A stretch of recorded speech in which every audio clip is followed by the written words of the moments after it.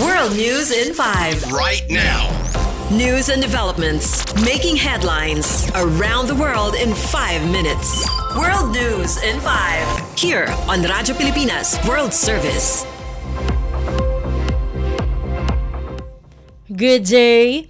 This is World News in 5 here on Radyo Pilipinas World Service. The United Kingdom will recognize Palestinian statehood in September ahead of the United Nations General Assembly or UNGA. That's according to British Prime Minister Keir Starmer.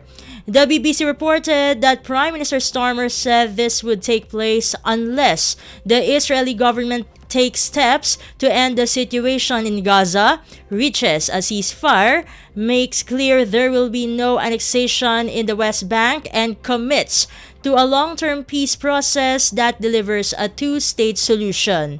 He then emphasized that there is no equivalence between Israel and Hamas and that the UK's demands on Hamas remain, that they must release all the hostages, sign up to a ceasefire, accept that they will play no role in the government of Gaza, and disarm.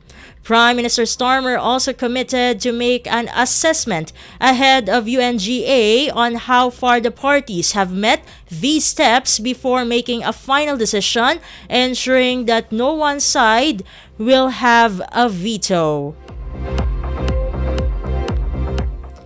In other news overseas, a Palestinian activist who had worked on an Oscar-winning documentary was killed during an attack by Israeli settlers in the occupied West Bank, as reported by the CNN.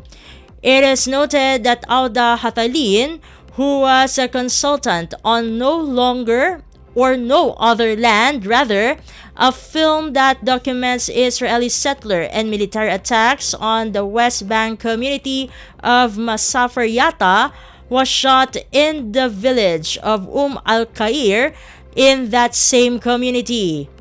Yinon Levi, an Israeli settler whose U.S. sanctions were lifted by the Trump administration in January, was arrested at the scene and released on house arrest on Tuesday. Israeli police said in a statement that Levi was taken into custody for questioning on suspicion of reckless conduct resulting in death and unlawful use of a firearm. It could be recalled that Hathalin's shooting was first reported by Yuval Abraham, the Israeli investigative journalist who co-directed No Other Land. And finally, a Russian court has sentenced journalist Olga Komleva to 12 years in prison on extremism charges over her links to an opposition group as the Kremlin intensifies its crackdown on dissent. Al Jazeera reported that Komleva, who is 46 years old, was found guilty of extremist ties for her past volunteer work with the late opposition leader Alexei Navalny's banned political party and for allegedly spreading false information about the Russian army in her reporting on the war in Ukraine. Independent outlet Mediazona reported that Komleva had volunteered for Navalny's party before it was outlawed in 2021. She later worked for the independent media outlet Rosnews, covering anti-government protests and Russia's military assault on Ukraine. And that concludes today's edition of World News in 5. For Radyo Pilipinas World Service, this has been Steph, Vicente.